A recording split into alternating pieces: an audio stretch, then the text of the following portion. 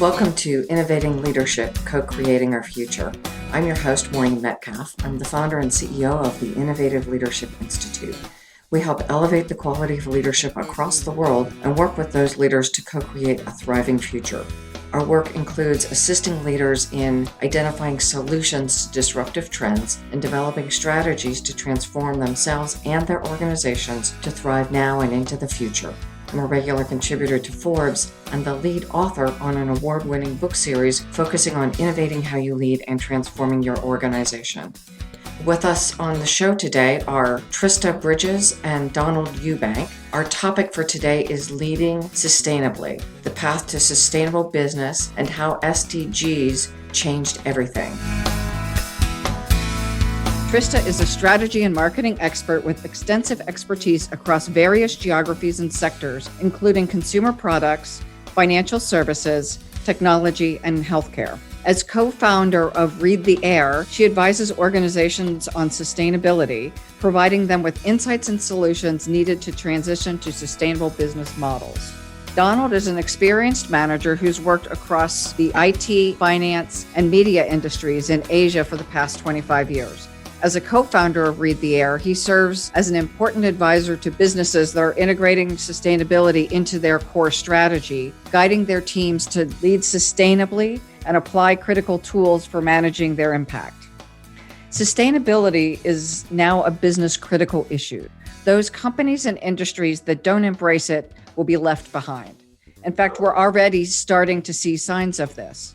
Trista and Donald joined the show today to discuss their new book, Leading Sustainably, the path to sustainable business and how SDGs, Sustainable Development Goals created by the UN, changed everything, which is the culmination of 18 months of research from around the world. In their research, they found that bold leadership and innovation are two common elements that enable the success of sustainability strategies and actions. Trista and Donald, first of all, thank you for joining us. And you are joining me at 5 o'clock in the morning, your time. Yes, we're in Tokyo. Actually, it's 6, so it's not that bad, but it's definitely morning here. Happy to be here nonetheless. What do you want to tell our listeners about yourself and this initiative before we jump into the questions? What I would say is that, and Donald should, certainly speak for himself too. This is something that we came to after many, many years working, as you mentioned, across many industries. Particularly in Japan, we were kind of struck how this topic started to accelerate after the SDG goals were announced or launched, I should say, in 2015. And we felt that businesses around the world were starting to see more challenge around this topic, whether it be from citizenship of countries, their customers, investors as well were starting to see this as an important issue.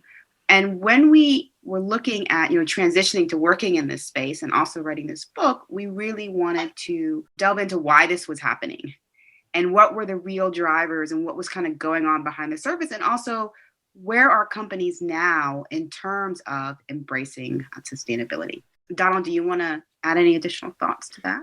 So I think both of us in our own careers over the years had been thinking about, are there ways that things that could be done differently? But for a long time, sustainability was kind of on the outside, or it wasn't a mainstream sort of concept that people were applying. But there was sort of a tipping point when Trista and I met 4 years ago and started to discuss these issues. We recognized that here was a moment that had arisen where it was becoming core to the business. So it was a chance to actually make a real change as sustainability went from something that's more of an outside function like CSR to part of the real decision-making the business is making today. And CSR being corporate sustainability? Corporate social responsibility. And can we back up for some of our listeners? They probably don't know much about the SDGs. So can you give like the 2 or 3 minute primer on sustainable development goals? Really, the development of the SDGs goes back to a conference that the United Nations held in 1972 in Sweden about human development, where when the parties came together, they thought they were going to be talking about funding projects in Africa or South America or Southeast Asia, but really environmental issues came to the fore and a lot of issues around equity and sort of inclusive decision making. And that kind of set off this trajectory where the United Nations started to switch from the peacekeeping mission to something that was looking more about humans' relationship with the environment and how society should be established. And over time, the UN started to develop frameworks where it could understand how it could better advance sort of the goals of the United Nations in terms of making society better. At the same time, the business world was starting to recognize that it couldn't continue to do business the way it had been, that it had to start to think outside of its own walls in terms of its touch points with society and the environment. And Kofi Annan in 2001 or so started to commission reports about how investors and businesses should be looking at environment and society. And that essentially led to something called the Millennial Development Goals, which were 7 simple goals that were things like reducing poverty, increasing access to education. And they were relatively successful, but more importantly, they led to the development of the Sustainable Development Goals, which are 17 goals.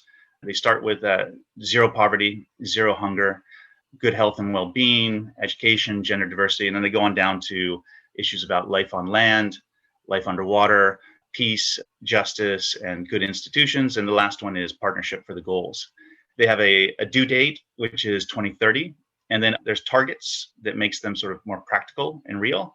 And there's indicators to show how you're advancing on those targets.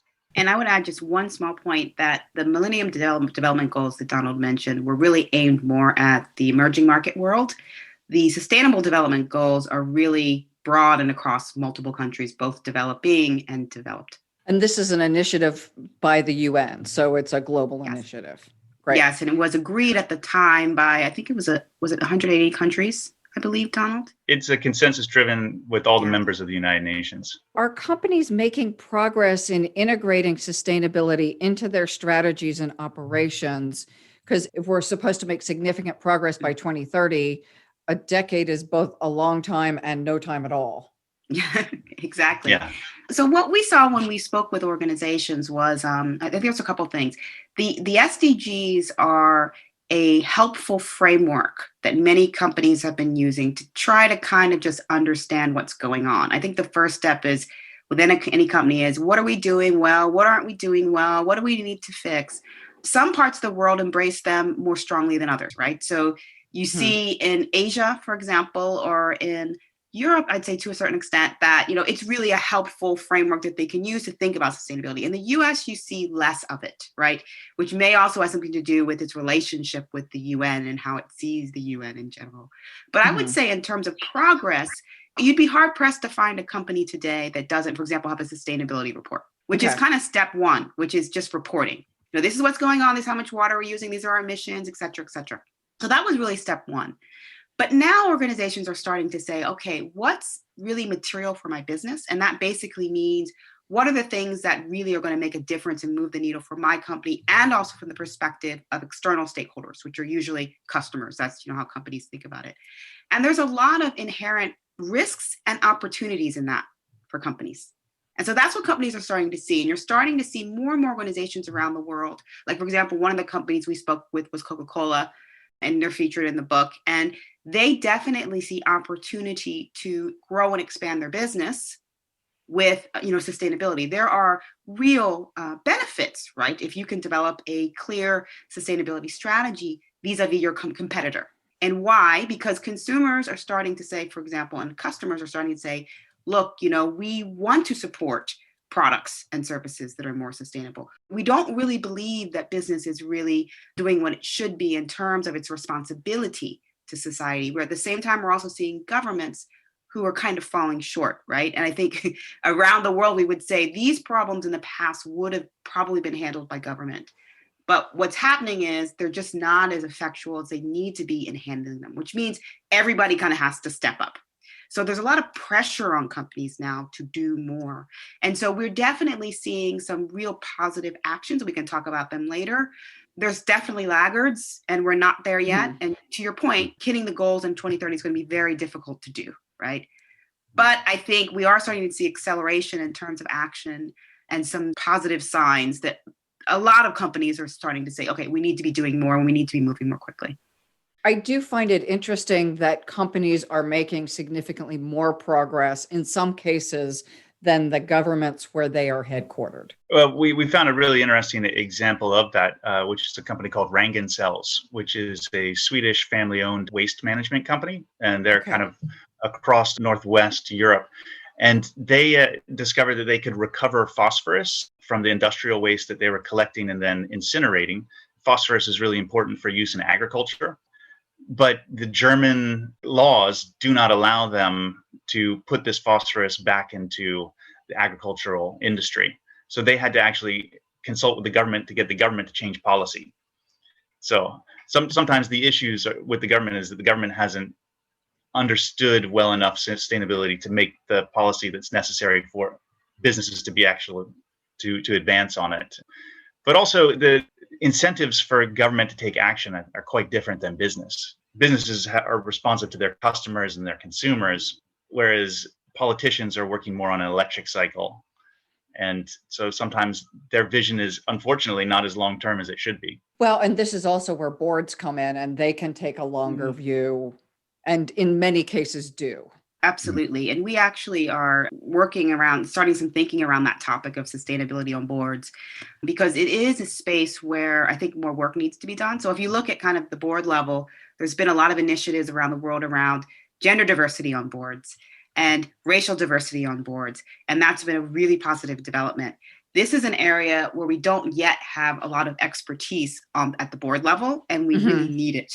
So one of the things that we, kind of just looking at what's going on with companies around the world, there's a company called Kering, which a lot of people on the call may know. It's like the second biggest fashion house in the world behind LVMH. And they just appointed the actress Emma Watson, who has been a longtime environmental activist, actually, and has been an advocate for sustainable business as the kind of sustainable liaison, right, for the board at the board level. And I thought that was an interesting development. And I wonder if we'll start to see more businesses designating a member of the board as the one to kind of be the savvy one on the board to kind of teach the rest of the board. Because the problem is that, when a board is looking at different, the trajectory of a company or the projects they might do, they have to be looking with this lens as well. Because if they don't, then it's not really a priority, right? So we can say all we want that it's important for our business, but if it's not really in the objectives of the company over the next 5 or 10 years, then it's going to kind of be deprioritized, if you will, and not be resourced properly. Yeah, just like anything else, if diversity is owned by the diversity champion, if sustainability is owned by the sustainability champion rather than the board and the senior team, it's unlikely to achieve the results that any of us are hoping that it does. Absolutely. Yeah, I could go back to talk about this idea of progress. In the book, we actually have 5 steps that we've identified that businesses go through. The first one is just having a base level understanding. The second is C-level engagement and initial choices. So you need to have the CEO on board, otherwise you don't go anywhere. And then the third is taking actions and having first wins. The fourth is getting cross-organization priority setting and buy-in. And the fifth is alignment and process integration. The majority of companies that are out there are probably somewhere at step 2 or step 3. We saw very few that were at 4 or even at 5. But as you described, the sustainability function doesn't sit within a department or a role if you're going to make progress. It has to go across the full organization. I appreciate sharing the steps, and hopefully our listeners will also get your book so that they can understand how to put this into practice. While it's cool to listen to you, and certainly our hope is that we take it beyond this is interesting to we're actually doing it in our company. So what are some of the biggest problems companies are facing when integrating sustainability into their organizations? Well, I think the first one, which you've mentioned, is probably where it sits. So one of the things that we saw was that, usually this sits within the sustainability function, if there is one, and it's not usually in the past, it would have been called CSR. Now it's called the sustainability function. And that team is tiny in most companies. I think the most in terms of numbers of people that we saw was 25, I think, in a global organization. And that organization had about 150,000 to 200,000 employees. So you have to ask yourself, if you know anything about, as many people I'm sure listening today know about transformation within organizations, you must have more people working on a problem than 25 people. So if we look at digitalization and the amount of money and resources that have gone into that in companies over the last 20, 25 years, it's massive, really. And there's still more work to be done, but it's a serious thing for companies, and they invest in it accordingly. This is something that doesn't get that same level of investment. And that's a huge problem. Why? Because when a company has a problem, when a difficult time, they go through a difficult period, whether it be by a COVID or a financial crisis, certain things get cut first. And sometimes these are the types of things that get cut first. That being said, we did some surveys back earlier in the year after the pandemic started, and many of the companies that we did research in this particular survey said they were going to stay the course, right? They weren't going to pull back, which I think shows that we're in a different mindset and period of time than we might have been before. But the resourcing is a huge issue. Another thing is it's not really integrated into business processes. So one of the problems we saw was companies, basically, they identify what are their projects going to be, like the key projects, for the next year or 2 or 3 or 4 or 5 years. And usually when we do that, we think about business opportunity, we think about what our customers want and need, we think about what does our investment need to be. But sustainability is not really a part of that process. And what a lot of companies do is they have somebody, the chief sustainability officer, who kind of comes in later in the process and says, oh, does this have any negative impacts? Are we going to be violating any laws? And that's a real issue, right? Because how many companies, when they're at the end of the process, say, okay, we're just going to scrap the project? That just generally does not happen. So we always advocate, as we advocate in the book, that when you think about business processes, there need to be frameworks and ways to integrate it in the decision process from the beginning, so that it can be embedded in how we operate more generally. So not unlike decades ago, I worked in the total quality management area, and you either build quality in or you inspect it in at the end and then fix it. And the cost of inspecting and fixing is much higher than building the processes that integrate quality into how they are being performed. I'm assuming that is the same with sustainability. Absolutely. Yeah. So really, when we went into to talk to companies for the book and as clients, we thought that we would be talking to them about strategies that they would be putting in place using sustainability concepts, but we realized that they were having a really difficult time moving beyond sort of a vision setting stage to a action stage because they lack the knowledge. And part of that is because the teams that they have within those sustainability departments, they're focused on things like disclosure and reporting, opposed to actually taking a functional role within the business. So it sounds like not only are there not enough resources, but they may also not have the correct people on the teams to actually build out these processes the way they're intended. Absolutely. And also you find a lot of people in sustainability who come from public policy, right? You find a lot of people who come to sustainability in communications. And whilst these are important things, these are not business operational type functions, right? So we need more people in this sector who are working in these roles also, who are people who've been in strategy, who have been running divisions or running business units, or people who have more operational type and goal setting type experience, because they're the ones who are going to be able to also influence their peers in other parts of the business as well. So getting the right mix of people sounds foundational. And as we come to the end of this segment, Donald, do you have anything you want to share as well to wrap up this kind of stage setting for what are the SDGs, what is sustainability, what are some of the challenges that you want to share with our listeners? Trista, what else could we add? One of the things that I think companies still struggle with as well is the business case for sustainability. And I think that's something that businesses basically need more guidance around. And I think there's a responsibility of people in kind of the advisory world, the people who are experts, to help with that, right? Because if you don't believe in the business case for this, then you're just simply not going to do it. And there's an emerging business case for it, right? We're starting to see, as you said at the intro, companies performing better who are really kind of embracing this. So if you look at companies like Danone is a wonderful example. There's many, many companies out there that we could certainly talk about. We're starting to see these companies perform better. So I think, businesses really need to start with thinking around the business case and getting guidance for their particular business, for their particular industry. What is the business case for doing this? That's an important thing to understand first. So when we come back, we're going to talk about then what are some of those companies and what are the frameworks that help you implement sustainability. Yeah. To add on about, the business case, the other side of that is what are the pressures that are forcing companies to do this, which you mentioned at the start. And two of the most obvious are that consumer and customer behavior is changing, as well as investors have a very different understanding of how they want to deal with risk because they're thinking more about societal and environmental issues. And hence you have the rise of the ESG investing movement, the environment, society, and governance movement.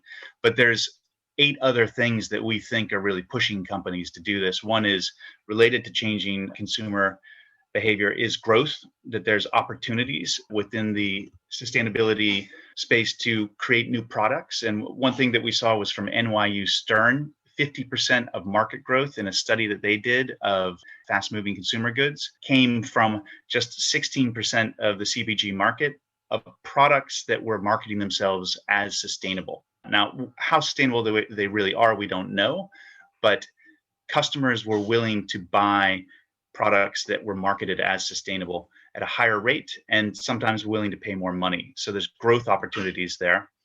As well as that, there's regulations that might be coming. If you look at carbon emissions trading systems, businesses are going to have to prepare for that. They're going to need to avoid risk from climate change and sort of societal unrest that we see. And then internally, they need to look at, sometimes their employees are pushing them to do this. If you look at the example of Amazon, there's a big movement within Amazon for the business to deal more with societal and environmental issues. New opportunities, again, sort of matches with growth. And then sometimes new leadership comes into businesses and just takes them a different direction. So companies need to adjust to that as well. Great.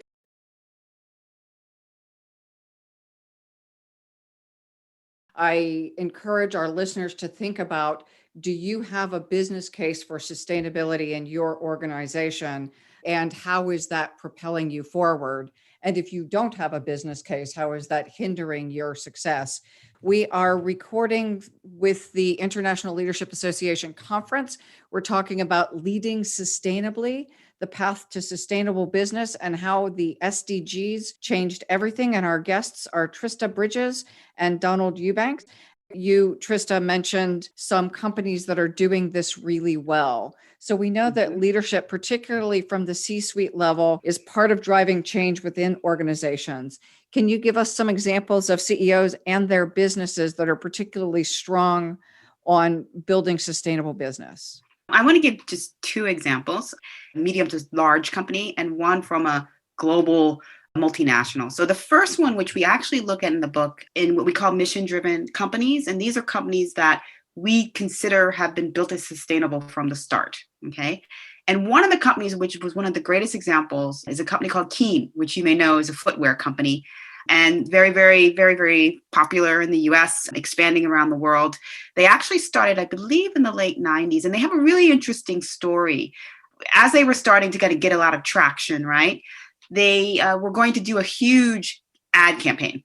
And just when they were getting ready to launch that ad campaign, the tsunami in 2004 happened. And so what they decided to do is, instead of doing that ad campaign, they deployed all of their money towards relief, okay, towards relief of the people in the affected regions of the world from this disaster.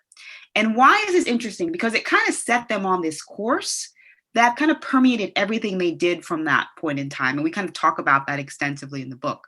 So what did they do after that? They didn't really see sustainability as something that kind of sat on the side, as we mentioned. They saw it as something they had to integrate in every aspect of their business. So that meant at the product level, right? So they really work very hard to make sure that their shoes are made sustainably. And that's from the leather that they use to how it's designed. It's designed to last, to the protectant that they use on the shoe. So they, for example, they've spent a lot of time innovating around having kind of a biologically based sealant for their shoe as opposed to something that's more chemically based that could have harmed the environment.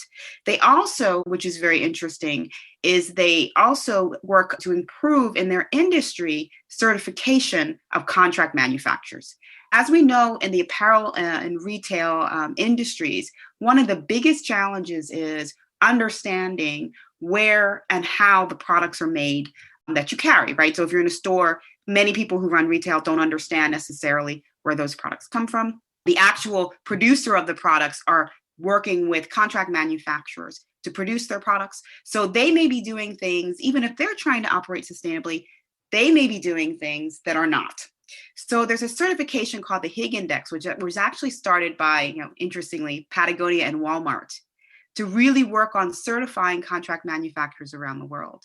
And what they do is they actually work with their contract manufacturers to try to help them get certified and to change how they operate, which is it's a really important thing to do. But they also maintain a lot of their production in-house. So I think they have about 54% of their production, which is in-house. The rest is basically produced through contract manufacturers. And why is this important? Because they have a model for learning. So they can kind of test operational manufacturing approaches that are more sustainable within their own operations. And then they can work with their contract manufacturers to help them become more sustainable. So that was really interesting. And then the last thing I'll say is in their hiring of employees, they look for people who care about this. They look for people who want to dedicate their life in some capacity to building more of a sustainable way of operating and working. So they encourage their employees too to be active, to be politically active, for example, to call their congressmen. They're very engaged in conservation efforts. And that's something that's also quite rare for companies, right? We especially in the US, we tend to kind of very much separate these two worlds, the political world and the business world. And they don't really have that view. Right. And I think that's a really interesting thing.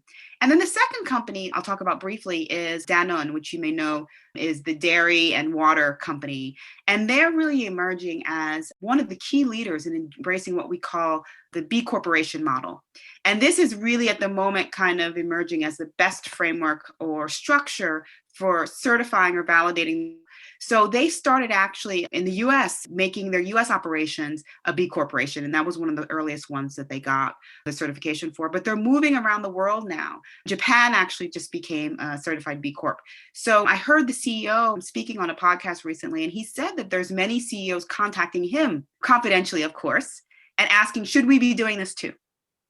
And so they are really emerging as a leader in their sector in the CPG space around this particular topic. It really helps to hear concrete examples, and especially how sustainability is built into the processes that build the shoes, like how they're treated. And the other, that the employees are engaged and more productive because they are committed to the cause of sustainability. Yeah. So I was talking to a client today about how can he engage his people and have them feel committed to the organization, which happens to be about curing cancer. You would think it would be a highly engaged organization, and yet it is still the role of the leader to continue to create the conditions where people feel motivated by the really important work they're doing. Yes, absolutely. So let's now shift to the conversation of frameworks.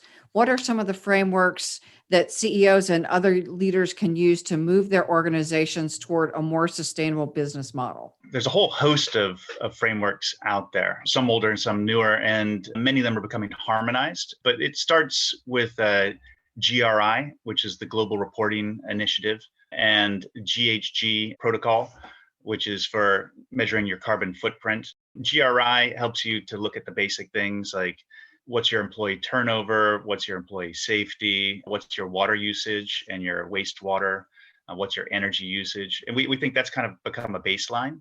But then there's more interesting things coming out there like SASB, which is the Sustainable Accounting Standards Board. And they take a concept of materiality and try to look at what would an investor want to know about your business before they decided to invest in you? But that's from a sustainable perspective. And they have a system online that you can use for free that actually looks at, I think, 15 different industries and different sectors within those industries, and then has a sort of checklist of different existing government or GRI or GHG or other framework metrics and indicators that you can use to measure your performance on these different materiality dimensions. And then at the higher level, you have the SDGs, which have this whole wealth of indicators and targets that you can look at your performance on as a business. Now, those are defined more for a national government, but there's also people who are translating them into a business context as well. And on that point, just very quickly, there's the UN Global Compact, which is focused on business specifically. So they've been doing a lot of work with a lot of companies around the world, including many American companies as well, to kind of make this more user-friendly for businesses, because that's really important as well, right? So if you get a particular goal, you get a particular target, if it's not translated in business speak and in a way that's relevant for businesses, it's almost useless. So they've been doing a lot of work around that, particularly at the industry level. Yeah, that does seem really important, because I've heard of examples of organizations like Puma that are a zero waste, or other organizations that are doing great work. And it just seems like there's a gap between those who have made so much progress and the rest of us. For businesses that are committed to or thinking about becoming fully sustainable or moving the ball forward from wherever they are, what tips can you provide on how to accelerate the progress? Very important subject. So I think the first point, and Donald mentioned this earlier, is the knowledge building piece. So we get in a situation sometimes where we tend to put the cart before the horse. And I really do encourage people to take this. It's almost like I worked, as you know, a long time in the marketing field, and never would you have somebody be a brand manager without having studied or understood marketing. That just never happens. So I think this is the same. I think organizations that are really starting from zero or close to zero have to get educated first. And there's just resources and tools out there now. You can do it yourself. You can bring people in to help you. But I think that is really the first piece. Then I think there needs to be some board level decisions made. I think if they're made too low in the organization in terms of, we're going to start with this particular sustainable product. That's something that you see a lot of companies do. They'll say, okay, we're going to have a sustainable business line or part of our product portfolio. Sometimes that doesn't get more generalized because it's not a part of the overall objectives of the organization. So I think this is something that needs to go to the board and CEO level first. There needs to be alignment and buy-in at that level first, and then it needs to be pushed down into the organization. I think also one thing that's really important is having KPIs in place, as we would for many other sectors. And I think organizations can look at others in their industry. I would certainly encourage them to do that, the ones who are the leaders, who are the most active, and to see what they've done. What are the KPIs that they use to measure progress? Because I think the challenge around this too is it's not just a financial target that we're measuring, right? We're not just looking at what's happening with our market share, what's happening with our EBITDA, or what's happening with the growth of our top line. We have to look at what is our environmental and social impact, right? So there's a lot of really good frameworks. We delve into them in the book that are starting to look at this more closely to understand the concept of impact. How do we measure impact? And there's many that are out there. One that's really very good is called the Impact Management Project. And it was a framework that was developed across, particularly in the financial services world, across many different organizations. They came together to develop this framework. And it's very good for looking at, what are my positive impacts as a business on the environment and society, and negative impacts. And this is really important for organizations to understand, but the tools and frameworks are out there to do that. So I think that, in addition to KPIs, it's important to make sure we have things that are measurable, and that we lean on some of these frameworks that exist to do that. Great, thank you. To your point, it is hard to get excited about an initiative if we don't know how we're doing and why it matters. Or I may think sustainability matters, but if I don't know that the steps I'm taking actually are producing an impact, back to the point we started the conversation with, it's hard to, when things get tough, it's hard to keep the focus on them if it's not at the board level and if it's not measurable. I think it's important to note as well that this concept of impact is going to become much more mainstream. It's going to become the next sort of ESG, because it's another one that started in the investing world. Investors are looking at how they place capital, not simply to avoid risks, but to actually have an intentional positive outcome. But it's being taken up by NGOs and governments as well to start to look into businesses. We have an example of AXA, the French insurance company, one of the top 3 insurance companies in the world, where they've created an internal impact fund. And now when they're looking to invest from their own fund with their own capital, they want to look at what a business is doing in terms of the products it's selling into the market and the R&D that it's doing. So they want to see more about these core activities, and there's people who are supporting them by creating systems that measure that impact that a business has. So I think that if someone is actually fairly advanced in their sustainability journey as a business, they should start looking at this impact concept very closely. Now, is that something you can build in early on? Like you're talking about building processes that are beginning to end sustainability focused or sustainably focused.